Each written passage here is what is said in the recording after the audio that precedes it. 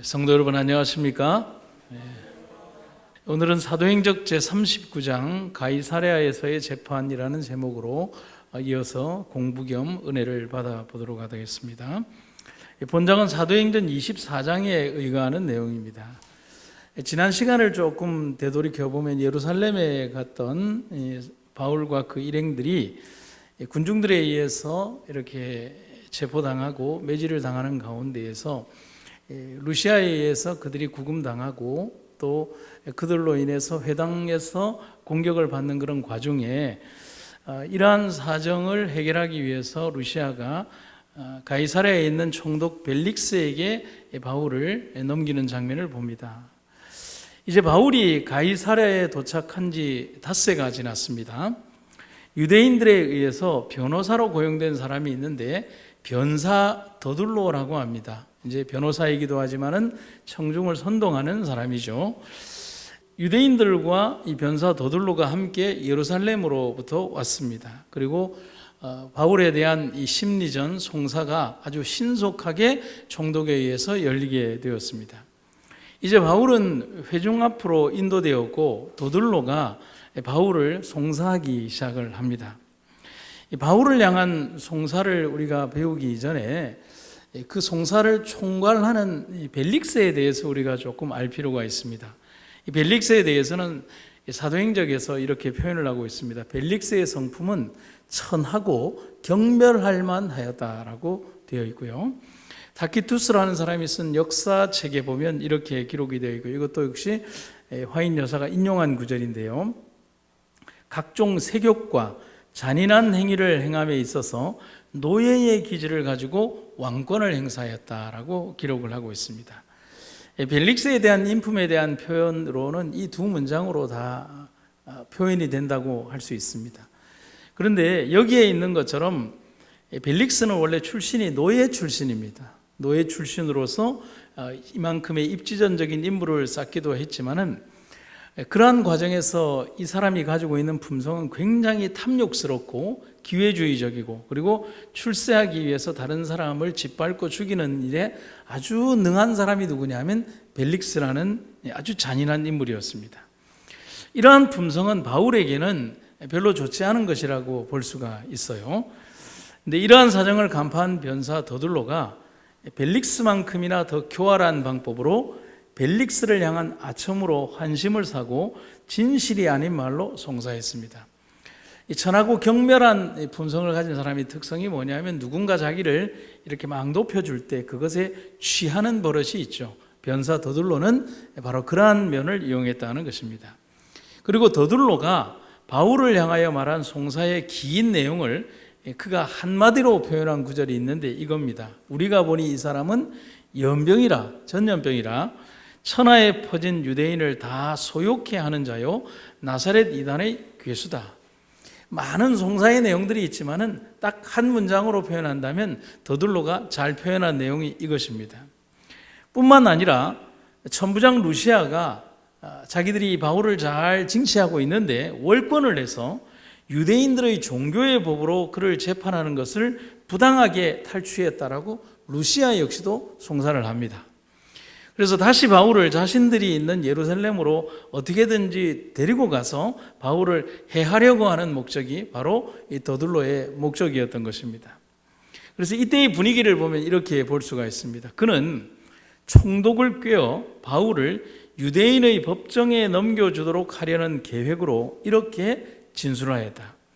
모든 비난은 참석한 유대인들에게 열렬한 지지를 받았고 그들은 죄수에 대한 증오심을 감추고자 노력하지 아니하였다. 그들은 집단적으로 이 법정에 참여했고요. 그리고 군중의 심리로 아주 굉장한 반응을 보이면서 누구를 압박하기 시작했냐면 총독이지만 자기들이 지도자이지만 그 민심을 이용하여 총독을 압박하려고 했다는 것입니다.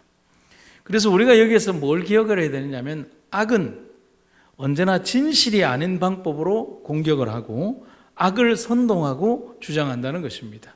그래서 우리가 마지막 시대에나 혹은 믿음의 백성들이 걸어왔던 삶의 모습들을 보면 이러한 모든 과정들에서 그들이 결코 그것에 주눅들거나 하나님의 어떤 능력의 인도하심을 의심하지 않고 끝까지 붙드는 믿음이 백성들에게 필요하다는 사실인 것입니다. 그래서 이제 바울은 항변을 하게 됩니다. 그런데 벨릭스는 굉장히 천박한 인품의 소유자였지만 천박한 노예로부터 지금의 위치에 이르기까지 그가 가진 장점도 있었다는 것입니다. 명철함도 소유한 인물이 바로 벨릭스였다는 것입니다. 또한 정치적 경험으로 자신이 오랫동안 지배하고 있는 유대의 종교와 그들의 습성과 분위기에 대해서 잘 간파하고 있는 자이기도 했습니다. 그 이유가, 대표적인 이유가 그의 아내가 유대인이었거든요. 그래서 그는 이 유대의 총독으로 있으면서도 유대의 습성과 종교 그 모든 것들을 잘 간파하고 그가 이 험난한 세월을 지내오면서 가지고 있었던 그 명철함으로 총독의 자리를 잘 지키고 있다는 것입니다. 그래서 바울은 그런 벨릭스의 삶을 아주 꿰뚫고 있었습니다. 그래서 바울이 그런 얘기를 합니다. 자신이 소요를 일으킨 적도 없으며 자신을 향한 비난 중에 어느 하나도 사실이 아니라고 강력하게 항변을 합니다. 그리고 송사를 주장하는 자들이 송사의 주체가 되지 못하는 사람들이다. 지금 나에 대해서 말하고 있는 이 사람들은 현장에 있었던 사람들이 아니다라고 얘기를 합니다. 한번 보면 이렇게 되어 있죠. 저를 고발한 사람들은 제가 성전에서 누군가와 논쟁하는 것을 본 적도 없고 또한 회당이나 도시의 다른 어느 곳에서도 군중을 선동하는 것을 본 적이 없습니다. 왜 본 적이 없을까요? 하지 않았으니까요. 바울이 군중을 선동했습니까? 한 적이 없어요. 누구와 다투었습니까? 그런 적도 없어요. 법을 어겼나요? 그것도 없어요. 그렇기에 이 사람들은 나를 송사할 자격이 없는 사람임에도 불구하고 없는 사실들을 만들어서 거짓으로 나를 송사하고 있다는 것입니다. 곧 그들은 현장에서 직접 목도한 사람들이 아니고 그저 악에 선동된 사람들이라는 겁니다. 또한 그들의 주장과는 달리 자신의 입장을 바울은 단호하고 분명하게 이렇게 얘기를 합니다. 바울이 이런 얘기를 하는 이유는 뭐냐면 바울은 자기가 이야기하는 장소가 자기에게 도를 치려 하는 사람들이건 혹은 우호적인 사람들이건 지금처럼 법정이든지 간에 모든 공통점들이 뭐냐면 바로 그 자리를 복음을 전할 수 있는 자리라고 생각을 한다는 것입니다. 참 대단하지 않습니까? 저는 이 사람들이 이단이라고 부르는 예수의 도를 따르고 있습니다. 간증을 하고 있죠. 그 도에 따라 저는 우리 조상들의 하나님을 섬깁니다. 저는 유대의 율법과 예언서에 기록된 모든 것을 전부 믿습니다. 이 사람들과 마찬가지로 저 역시 올바른 사람이나 불의한 자들이나 장차 부활하게 될 것을 믿습니다. 바리새인과 똑같이 부활에 대해서 믿는다는 신앙을 하고 그들의 율법에 대해서 내가 하나도 저촉되는 것이 없다는 것을 강변하면서 하나님을 믿는 백성이다라고 그가 간증하고 있는 것입니다. 그리고 나서 바울은 길게 이어지는 그의 항변에서 체포 전후의 사정을 담담하고 진솔하게 증언하였습니다. 우리가 어떤 대화에 있어서 감정을 먼저 팍 표현하게 되면 이 자신의 감정이 표출되고 난 이후에는 설득력이 떨어집니다. 그러나 어떤 환경에서 아주 논쟁이 심할 때 오히려 목소리를 낮추고 자기의 이런 것을 감정이 아닌 이성의 지배를 받으면서 천천히 논리적으로 지배해 갈 때 그것은 굉장히 힘이 있는 내용이 되는 거예요. 바울이 그렇게 했던 거예요. 아무런 문제가 없었는데 아시아에서 온 유대인들이 분노에 쌓여서 소동을 일으켰다라고 증언을 합니다. 사도는 열성 있고 사뭇 성실함으로 말하였으며 그의 말은 그들을 크게 설득시키는 힘이 있었다. 차분하지만 단호하고 그리고 진실에 입각하고 그의 삶 자체가 보여주는 거룩한 성령의 인도에 따라서 말을 하니까 설득력이 있더라는 것입니다. 그런데 바울의 이 말에 대해서 이 바울의 말을 지지하는 증언이 있었어요. 그게 뭐냐면 여러분 기억하십니까? 루시아가 수백 명의 병사들을 대동을 해서 바울을 벨릭스에게로 보낼 때 그냥 보내지 않고 뭘 보냈습니다. 뭘 보냈나요? 기억하십니까? 뭘 딸려서 보냈어요. 루시아의 편지입니다.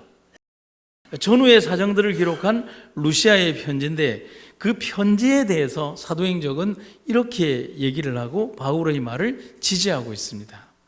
루시아는 벨릭스에게 보내는 편지에서 바울의 행동에 관하여 어떤 증언요? 동일한 증언, 누구와? 바울과 동일한 증언을 했다는 것입니다. 그러니까 바울의 신앙과 그의 행동과 그의 모든 것들에 대해서 바울이 무죄함을 천부장 루시아가, 현장에 있었던 루시아가 증언했다는 사실입니다. 그런데 또 다른 사실 중에 하나는 유대인들이 간과한 것이 있었다는 사실이에요. 한 사람을 간과했어요. 누구냐 하면 총독 벨릭스를 간과했어요. 그들은 생각할 때 총독이 단순히 뇌물을 좋아하고 탐욕스럽고 정욕에 사로잡힌 자기들에게 우호적인 총독이라고 생각했을 수도 있지만은 총독 역시도 하나님의 음성에 귀를 기울여야 되는 또 다른 백성임을 우리는 기억을 해야 됩니다. 이렇게 기록이 되어 있어요. 그보다 더 벨릭스 자신이 많은 사람들이 상상한 것보다 유대인의 신앙을 더욱 잘 알고 있었다. 바울 이전에도 이런 많은 송사들을 하면서 유대인들의 습성이나 이런 것들에 대한 선동된 어떤 이런 일들이 많이 있었음을 얘기하는 거예요. 사건의 진상에 대한 바울의 분명한 진술은 벨릭스로 하여금 유대인들이 사도에게 소요와 반역행위의 죄를 씌우고자 한 동기를 더욱 분명히 알게 하였다. 여러분, 아무리 벨릭스가 천박한 인물이기는 하지만 아까 말씀드린 것처럼 명철함과 지혜가 있는 사람이라고 말씀을 드렸죠. 총독으로서 높은 지위에 오랫동안 있으려고 한다면 전후의 사정이나 문맥에 돌아가는 것, 백성들의 흐름들, 그리고 소요의 사태에 대해서 적어도 높은 위치에 있는 왕권을 위두르는 총독의 입장에서 그런 모든 것들을 볼 줄 아는 안목이 있다는 사실인 것이죠. 벨릭스는 이러한 모든 정황들을 봤을 때 바울과 그리고 그들 사이에 일어났던 소요의 주체들에서 바울이 무죄하다는 사실을 총독은 알 수 있었다는 사실인 것입니다. 그래서 바울을 대하는 벨릭스의 판단은 이미 그가 죄인이 아니라는 사실을 알고 있었다는 겁니다. 하지만 벨릭스는 총독 곧 정치인입니다. 그리고 그는 탐욕도 많은 사람이었고 뇌물도 좋아하는 사람이었고 그리고 자기의 자리 보전에도 욕심이 있는 사람이었습니다. 흔히 말하는 불의한 재판관이 벨릭스입니다. 그래서 그가 바울을 대하는 모습에서 보면 제가 영감의 기별을 읽다 보니까 우리 인간과 똑같은 모습을 벨릭스의 모습에서 봤어요. 한번 보세요. 제가 4가지를 영감의 기별에서 추출해서 말씀을 드립니다. 첫째, 벨릭스는 로마 시민권자인 바울을 부당하게 죽음으로 내몰게 하지 않았다. 만약에 그가 부당하게 바울을 죽였다면 자기의 자리 보전에 성공할 수 있을까요? 그런 로마 시민권자를 죽인 그런 총독이 되어버리는 것입니다. 그런 위험한 선택을 하지 않는다는 것입니다. 둘째, 그럼에도 바울을 완전히 방면하지 않은 이유는 그가 누구를요? 유대인들을 두려워했기 때문이었다. 그러니까 분명히 바울이 무죄하다는 사실을 알면서도 바울을 방면하지 않은 것은 저렇게 들끓고 있는 민심을 굳이 소요 사태를 일으킬 필요가 없다는 것입니다. 정치인이죠. 벨릭스는 사리사욕 외에 더 고상한 동기 따위는 알지 못했으며 따라서 그는 칭찬에 대한 애착심과 승진에 대한 욕망의 지배를 받았다. 그는 유대인들의 기분을 상하게 할지 모른다는 두려움 때문에 그가 무죄한 것으로 아는 사람, 바울이죠. 무죄한 것으로 아는 사람에게 완전한 공의를 행하지 못하였다. 바울을 풀어줘야 함에도 불구하고 자기가 이런 선택을 하면 잘못된 정치적인 판단을 할 것이라 생각해서 자리 보전을 위하여 그렇게 하지 않았다는 것입니다. 세 번째는 편지를 보낸 루시아가 오기까지 판결을 미룹니다. 왜 그랬을까요? 여러분, 만약에 총독 벨릭스가 바울을 풀어주는 결정을 하건 그리고 바울에 대한 어떤 무죄성을 입증을 하고 혹은 바울의 유죄성을 입증하고 그 사람을 이렇게 유대인들에게 돌려주건 어떤 결정이든 빠르게 한다고 해서 벨릭스가 얻을 수 있는 게 있을까요? 하나도 없어요. 그래서 자신이 어떻게 하면 이 덫과 같은 심판에서 빠질 수 있을까? 그것은 시간을 지연하는 방법밖에 없는 거예요. 그래서 루시아가 올 때까지 판결을 미루겠다. 그런데 나중에 보면 알겠지만 루시아가 올 때까지 얼마의 시간이 걸립니까? 2년의 시간이 걸려요.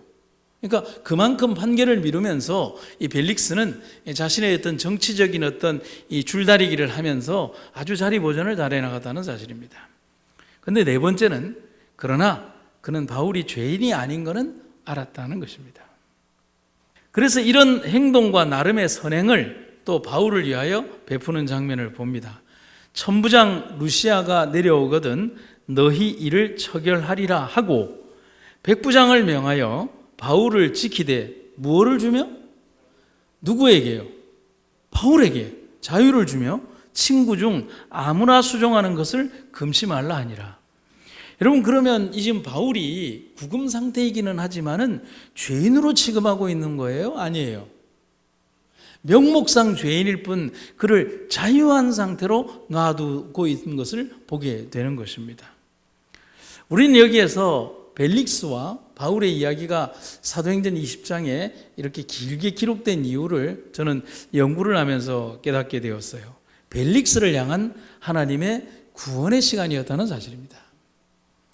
그가 선택만 했다면 그는 영원한 백성으로 이름을 남겼을 것입니다. 하지만 그는 그렇게 하지 않았죠. 벨릭스와 그의 아내 드루실라는 바울에 대한 명성과 그가 가진 기별을 듣기 위하여 자주 바울을 불러서 기별을 듣는 열심을 가졌습니다. 그것은 기회죠. 여러분, 어떤 사람들이 바울을 개인 스승으로 하고 그에게 지속적인 얘기를 들으면서 설교를 독점적으로 들을 수 있는 사람이 누가 있었을까? 이 두 부부만큼 특권에 사로잡혀서 말씀을 들을 수 있는 기회가 있었던 사람들은 드물었어요. 벨릭스와 그의 아내 드루실라는 바울을 불러 그에게서 그리스도 예수 믿는 도를 듣고자 개인적으로 그를 만났다. 그들은 이 새로운 진리, 곧 저희가 다시는 들을 수 없을지 모르는 진리, 만일 거절한다면 하나님의 날에 그들에 대하여 신속하게 증거할 진리를 듣고자 열심을 내기까지 하였다. 우리는 벨릭스와 바울의 관계에서 짧은 문장으로 기록되어 있지만 영감의 기별을 통해서 하나님께서 이 바울을 통하여 이 벨릭스를 어떻게 계속해서 마음의 문을 두드리고 있는지를 보게 되는 것입니다. 바울은 이것을 하나님께서 주신 기회로 여기고 충실히 선용하였다. 바울은 그를 죽음에 처하게 할 권세나 그를 놓아줄 권세를 가진 자 앞에 섰다는 것을 알았으나 그는 벨릭스와 두루실라에게 칭찬이나 아첨을 하지 아니하였다. 바울은 그의 말이 그들에게 생명이나 사망의 냄새가 되리라는 것을 알고 모든 이기적 생각을 버리고 그들에게 그들의 위기에 대한 느낌을 일으키고자 노력하였다. 여러분, 우리 같으면 어떻게 할까요? 내가 죄인의 몸으로 일단은 잡혀 있는 상태고, 그리고 나의 생명과 죽음을 판단할 수 있는 총독이 나를 개인적으로 계속 부른다면, 여러분, 우리 같으면 어떻게 할까요? 어떻게든지 그 기회를 내가 살 수 있는 기회로 선용하기 위하여 온갖 아첨과 할 수 있는 모든 칭찬들을 해서 그를 인간적인 언어로 뭔가 설복시키고자 하는 것이 우리 인간의 연약한 면은 아닐까요? 근데 바울은 그렇게 하지 않았다는 것입니다. 바울이 생각한 기회는 뭐냐면 이 기회가 내가 그의 비위를 맞추어 줄 기회가 아니라 그의 죽어가는 영혼을 살릴 수 있는 마지막 기회라고 생각을 하고 하나님의 영원한 기별을 가르쳤다는 사실입니다. 바울은 역시 바울이었다는 사실이에요. 바울은 비록 벨릭스가 자신을 판단한 재판관이자 포악함을 가진 종독이었지만 그에게 아첨하는 말이나 자신을 변호하기 위한 비겁한 방법은 하나도 사용하지 않았습니다.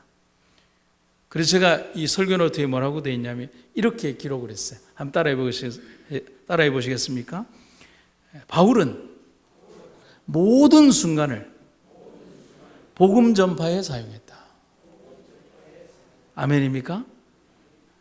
그리고 두 부부에게 그들의 삶이 얼마나 탐욕과 정욕에 사로잡혔으며 그들이 누리는 이 시간은 영원한 내세를 위한 준비의 짧은 시간임을 가르쳐 준 거예요. 그리고 이 시기를 잃으면 영원한 것을 잃어버리게 될 것이다 라고 그들에게 명백히 경고했다는 사실입니다. 이제 기별을 받은 사람에게 있어 남은 것은 뭐밖에 없을까요? 선택밖에 없죠. 벨릭스와 아내 두루실라는 구원에 가장 가까이 접근했던 사람들이었습니다. 두루실라가 유대인이었기에 벨릭스는 유대인들을 이해하는 데 큰 힘이 되었고, 두루실라 역시도 지금의 바울을 대하며 많은 것을 깨달을 기회가 있었습니다. 그런데 유대인들을 이해하는데, 그리고 남편에게 유대의 습성과 그런 것들을 가리키는데 큰 도움을 준 사람이 아내 드루실라고, 또한 지금의 형편에서 많은 이야기를 바울로부터 들으며 양심에 불어오는 하나님의 음성을 듣고서 많은 깨달음이 있었던 것도 드루실라였지만, 그는 유대인의 한계를 벗어나지 못하는 모습을 보게 되는 거예요. 영감의 기별에 이렇게 되어 있어요. 유대인의 왕후, 누구를 말하죠? 드루실라를 말합니다. 벨릭스의 아내. 유대인의 왕후는 자기가 그토록 수치스럽게 법한 그 율법의 거룩한 특성을 잘 이해하였으나 갈바리의 사람에 대한 그의 편견은 생명의 말씀에 대하여 마음을 완고하게 하였다. 강팍함을 선택한 바로 왕처럼 그 역시도 유대인들이 가졌던 그 편견의 벽을 넘지 못하고 역시 그들 속에 머무르는 선택을 했다는 사실입니다. 결국 그녀 역시 유대인이 가진 편견, 가족들이 주입한 편견에서 헤어나오지 못했습니다. 하지만 벨릭스는 더욱더 강한 은혜를 받았음을 영감의 기별자는 얘기를 합니다. 그는 강력한 하나님의 음성을 듣게 되었어요. 한번 보실까요? 이처럼 진리가 그의 마음에 절실히 다가온 적이 전에는 결코 없었다. 그의 심령이 그처럼 공포로 가득 찼던 적이 전에는 결코 없었다. 그의 범죄의 생애의 모든 비밀이 하나님의 목전에 공개되었고, 그는 자신의 행위를 따라 심판을 받아야 한다는 것을 생각하고 두려워 떨었다. 하나님의 성령께서 바울의 입술을 통하여 기별을 전할 때 그의 내면 속에 숨겨져 있던 모든 죄들이 다 드러나고, 그가 숨기고자 했던 모든 죄들에 대하여 그는 하나님의 거룩한 능력이 그를 보고 있다는 사실을 알고 두려움에 떨게 되었다는 사실입니다. 하지만 우리가 여기에서 기억해야 되는 것은 은혜가 클수록 사단의 방해도 강력하다는 사실을 우리는 잊어서는 안 됩니다. 우리가 하나님으로부터 받는 은혜가 이만큼이라면 사단은 그 은혜를 무력화하기 위하여 더 많은 공격을 할 것이라는 사실도 기억을 해야 합니다. 그는 두려운 선고와 양심의 소리에 귀를 기울일 것인가, 아니면 그 귀를 닫을 것인가. 그는 사도행전 24장 25절에서 그가 이런 선택을 합니다. 시방은 가라. 내가 틈이 있으면 너를 부르리라. 그는 어떤 선택을 합니까?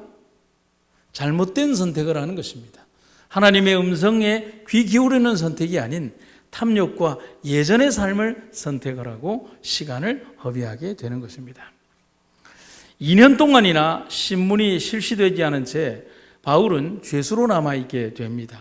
벨릭스는 여러 번 그를 방문해서 그의 말을 주의 깊게 들었습니다.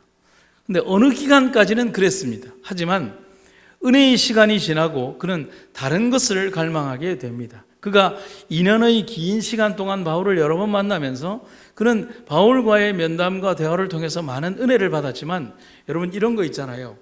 은혜가 점점 반감되고 그 반감된 은혜의 자리에 자신의 탐욕의 생각이 자리 잡게 되는 것. 여러분, 우리가 무언가 물들어가는 과정이 점진적이듯이 그도 그 역시 하나님의 성령께서 떠나가고 그의 내면을 사단의 생각이 채우는 것을 인지하지 못할 만큼 그는 과거의 그로 돌아가기 시작했다는 것입니다. 그가 이와 같이 다정한 척하는 것은 다른 것을 갈망함 때문이라고 영감의 기별자는 말합니다.